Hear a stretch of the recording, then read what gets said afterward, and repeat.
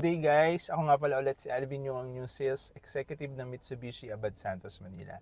So for today's video guys, iikot ko kayo dito sa Expander Cross 2025 year model natin. So bago ko simulan yan guys, ang unit pala natin na Expander, ang engine niya is 1.5 liter engine which is Myvec.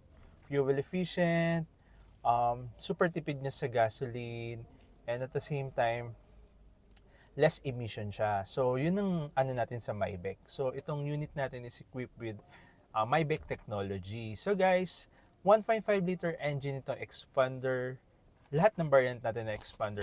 Expander Cross, Expander GLS. So, guys, next naman ay ipapakita ko sa inyo, guys, itong steering wheel niya. Si Expander Cross natin is naka 4-spoke leather wrap steering wheel. And then, guys, meron na din siyang cruise control. Yung cruise control niya guys, makakatulong sa atin iwas foot fatigue. Kumbaga pag nasa expressway or highways tayo, possible na gamitin natin to basta nasa 40 kilometers pataas yung takbo natin. So guys, bukod doon, meron din tayong voice control or no need na i-touch yung phone natin. Pwede na nating through voice command, pwedeng gamitin itong steering wheel natin, which is meron siyang nakapaloob dun sa steering natin na ganong features. Maganda yon kasi iwas sa huli tayo. Itong steering wheel natin, equipped na din siya ng voice command, which is para iwas gamit na lang din tayo ng phone while nag-drive. Kahit i-press na lang natin ito. And then pwede na tayong kumausap, for example, emergency yung tawag, pwede natin siyang gamitin for this one. Hindi natin kailangan gamitin yung phone natin. And then meron din tayong controls dito ng audio natin. So, makikita nyo guys, meron siyang audio control. Ayan. So, ang SRS, which is ang airbags natin, is equipped tayo with 2 airbags. Safety features ni Expander Cross. So, equipped siya dito sa driver side and sa passenger side. So, yung passenger side, ando doon yung isang airbag natin. So, guys, dito naman sa doors natin guys, mapapansin nyo, meron din siyang control sa lock. So, kung gusto mo i-lock yung buong unit mo, meron kang controls dito sa side or sa driver side. And then, meron ka din controls ng windows sa lahat ng side ng windows mo. So, possible yan kasi minsan di ba may mga kasama tayong bata, hindi may iwasan na pindutin nila by side. So, may control ka na i-lock yun para safety features din ng unit. So, dito din, same din. Meron din tayong control sa lahat ng windows natin. And then guys, ang gandahan ng Expander Cross natin, which is top of the line kasi to ng Expander. So, naka-push start stop button na rin yung Expander natin, which is pe-press lang natin yung brake pedal para makapag-start tayo. Pero dapat dala natin yung susi. And then pag mag-stop din tayo ng engine, same din po yung i-press natin. First with the brake pedal and then stop button. So guys, ang kagandahan din ito, itong LCD touchscreen natin, mas pinaganda, mas pina-elegant. So 9-inch na yung LCD touchscreen natin. So napaka gandang in-upgrade sa unit natin na ito na Expander Cross. And then, mapapansin niyo yung aircon natin, meron na siyang controls dito sa max cool. Kumbaga, for example, nahabol mo din yung talagang lamig ng unit mo, pwede nating i-max cool. And then, makakontrol na niya yan, matatansyan niya na yung lamig ng unit natin. And then, pwede mo na siyang i-adjust din. So, meron tayong fan dito, and then dito yung controls ng lamig and kung gusto mong babaan. Ayan. So guys, isa pa sa kagandahan ng Expander Cross natin, meron tayong dalawang USB port dito. So yun guys, parehas yan na 5 volts. So kung gusto mo pa ng extra, pwede ka pang magdagdag. Yan. Meron pang isa dito na pwedeng pagdagdagan kung medyo gusto mo magdagdag ng mga USB port, gano'n. And then guys, meron din tayo sa Expander Cross natin naka-parking brake na electronic parking brake. And then hindi na siya yung manual. So mapapansin nyo, napaka high-tech na ng expander cross natin na naka electronic parking brake na siya. And itong auto hold, ito yung ang purpose nito para magamit natin is, for example, nasa traffic light tayo. Pag in-on mo siya, for example, nasa traffic light, and then nag-full stop tayo, pag naka-on tong si auto hold, automatic hindi na siya mag-aandar kahit naka-drive tayo. Basta hindi lang tayo tatapak sa accelerator, sa gas pedal. So dito din sa transmission natin, si expander cross or lahat naman ng variant na expander, meron siyang overdrive button. So sa overdrive button, magbibigay siya ng more power sa unit natin. So pag pinress mo to, so lalabas naman siya sa gauge. Kung sakali naman na naka-on or off, malalaman din natin dito sa odometer.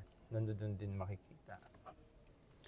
So guys, ang kagandahan pala ng expander cross natin, difference from GLS. So ang expander cross ay naka-leather seat and meron siyang armrest console. So sa armrest console, pwede tayo maglagay ng 4 bottles ng 350 ml na water bottle. Kasya yan dyan. So advantage nito, meron pa tayo dito. Pwede din. Or kahit hindi naman water, ilagay mo dito kung ano yung possible na important sa'yo na kailangan lagi mong kasama. Pwede naman dito ilagay. Parang safety lang din. Para kung sakaling hindi siya pwede sa bata na maabot ng bata, meron kang console box. Yan. May console box at the same time armrest. So guys, sa mga units natin na expander, naka 7-seater tayo na expander. So, bibigyan ko lang po kayo ng idea. So 7-seater natin, na-try na po ito ng marami kong clients na talagang pagdating sa ahonan, like for example sa Baguio, kahit puno pa yan na 7 katao, hindi siya nahihirapan. Hindi nahihirapan yung engine natin. Talagang proven and tested na maganda yung unit natin na expander.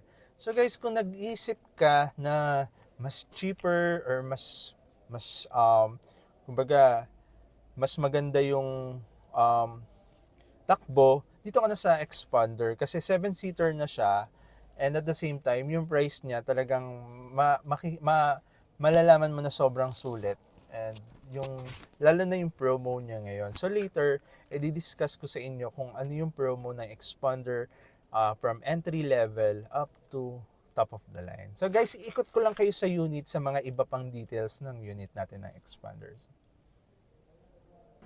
So guys, sa second row naman, meron tayong aircon din dito. Syempre, para hindi naman mainitan yung sa second row natin and third row. So may adjustment din siya. Ayan. So makikita nyo may adjustment yung aircon natin. And pwede mo siyang kung saan may tatapat yung aircon. So yan yung kagandahan na expander natin. Sa second row, meron siyang aircon. So guys, naikot ko naman sa inyo, and doon naman tayo sa likod. Papakita ko sa inyo yung videos and kung anong meron sa likod ng expander cross natin.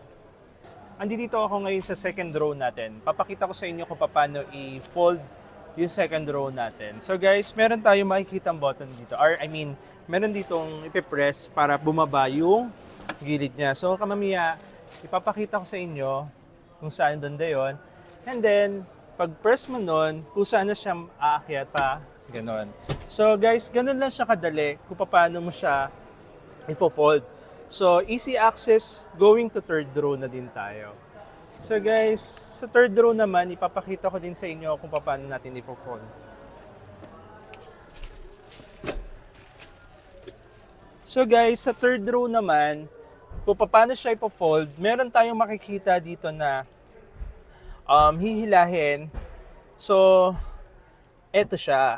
Ayan. So, na-fold din ako. So, ayan. Hanggang dyan lang siya. So, guys, kung sakaling marami kayong ilalagay, pwede mo siyang i-fold ito and i-fold din ito. At the same time, i-fold din natin yon para yung space niya is malaki and malawak. Like for example, marami kang kailangang ilagay or meron kang mga bagahe na hindi kaya sa likod lang. So guys, dito, kayang-kaya mo siyang ma-open or kayang-kaya mo siyang ma-fold lahat para magamit mo yung space. So guys, para sa marami pang features, iikot ko pa kayo dito sa unit natin. So guys, nandito tayo ngayon sa second row. So samahan niyo ako, papasok tayo sa third row. And ako, ang height ko is 5'6". So check natin kung paano yung magiging pagpasok or easy access natin. Papakita ko sa inyo. So ayan guys, nandito na tayo sa third row. So sa third row, makikita niyo yung legroom. So 5'6" yung height ko. So medyo maluwag pa kung sa convenient ng passenger. Para sa akin, sa height ko na 5'6", talagang maluwag pa siya. So sa akin, sa ganitong mas feel kong comfortable yung seat ko, lalo na pag actually pwede pa siyang i-adjust. Papakita ko sa inyo yung adjust. Pwede siyang i-adjust papunta sa harap para kung sakaling medyo nasisikipan, pwedeng i-adjust yan. Ayan. So mas maluwag na siya. So guys, ito yung expander natin. Dito nyo makikita na pag nakasakay na si passenger, talagang comfortable din. At the same time, hindi siya nasisikipan. Though, maluwag pa po. Meron pa siyang kaya pa siguro 3, pero hindi po yun na-advise na maging 3. So, 2 lang po talaga yung passenger na sa likod, sa third row. So guys, yun. Sa ngayon guys, di ba napag-usapan din natin kanina, ibibigay ko sa inyo yung promo na Expander Cross. So for the promo na Expander Cross, ang down payment itong 2025 year model natin, pag other bank yung approval natin, nasa 78,000 down payment lang. Ang monthly niya nasa 27,000. 27,000 plus. So ilalagay ko dito kung magkano yung monthly. For other bank yon. Pero may promo din tayo for BDO, RCBC, and Security Bank. For BDO, RCBC, Security Bank promo, ang down payment lang po niya sa akin, 28,000 down payment lang. Lahat na po yun. Insurance, shuttle mortgage, kasama na po yun doon. So wala na po kayong ibang ilalabas kundi 28,000 down payment. Pag-approve tayo ng RCBC, BDO, and Security Bank. So guys, napakagandang promo nito. I-message mo lang ako sa number na to para maibigay ko or mas ma-explain ko sa inyo kung ano pa yung mga promo natin and kung ano yung mga kailangan nating requirements.